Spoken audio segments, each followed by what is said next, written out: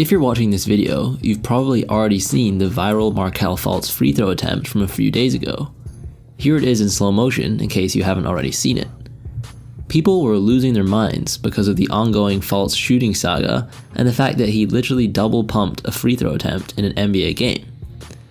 I'm making this video partly because of his free throw attempt, which is very odd, but also to address what Fultz said after the game about the free throw attempt, because I think it gives us some insight into just what the hell is going on in Fultz's head. About the double pump free throw, Fultz said, "The ball slipped out of my hand, so I had to do what I had to do.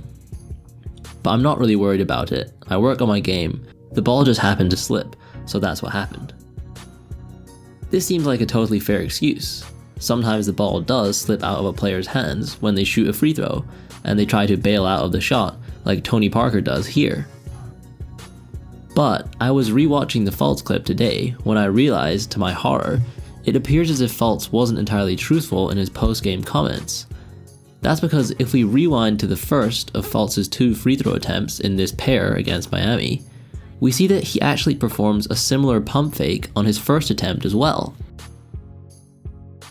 It's not quite as exaggerated, and the ball doesn't come back down like it does with the second attempt, which is probably why it didn't go viral like the second attempt did, but there's a clear stop in the motion of the shot just before the release, and then he goes on to restart the push, and surprisingly, given the jolted rhythm of the shot, make the free throw. The fact that Fultz pump faked on back-to-back free throws essentially disproves the claim that the ball slipped out on the second free throw. Unless, of course, Fultz is claiming that the ball slipped on back-to-back free throws, which seems far less likely than the simple fact that Fultz has some kind of intense psychological issue when it comes to shooting the ball. Even worse, over the past few days, Fultz has implemented this unbelievably strange tapping motion between his 2 hands as he brings the ball up to his set point.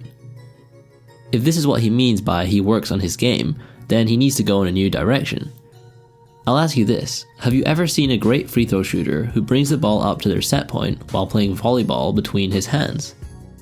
The answer is of course no. The best free throw shooters have simple, repeatable motions, and I bet you most of them even find the same seam at the same angle every time they shoot to maximize consistency.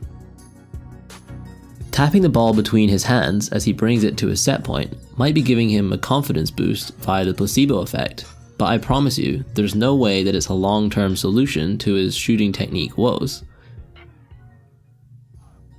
Is there a solution to the Fultz shooting technique saga?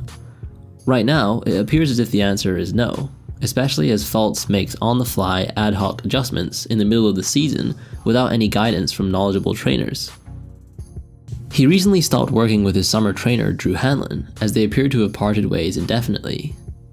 Do I think that I could help Fultz get his shot back on track? Of course, I think I could, and if I were hypothetically put in that position, I would focus on returning Fultz's form to that of his college days, where he shot an elite 41.3% on threes at Washington. One thing I noticed, for example, is that Fultz has eliminated his thumb flick in recent years, but in college he did have an offhand thumb flick that clearly didn't affect his shot negatively. Perhaps it will be worth attempting a return to that style of shooting, the style of which has made players like Steph Curry and Kyrie Irving very successful. Fultz has made quite a few other adjustments, especially to his set point, which is now lower and more to the right side than it was in college, and these are definitely related to the thumb flick change. Obviously, me being able to coach him is just a hypothetical, and that's just my untamable confidence that I can make anyone a great shooter with the right technique adjustments.